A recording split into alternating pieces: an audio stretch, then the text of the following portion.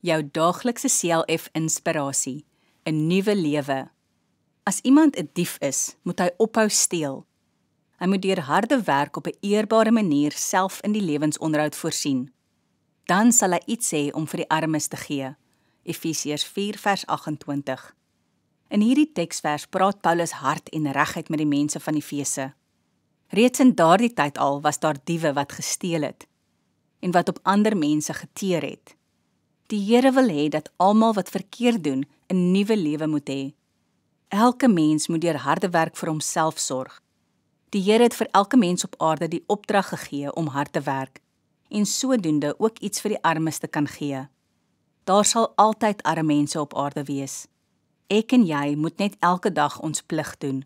Dan sal die Here vir ons sorg. Ook sal hy die liefde in ons harte gee, sodat ons met groot dankbaarheid ook na ander en armes sal kan omsien.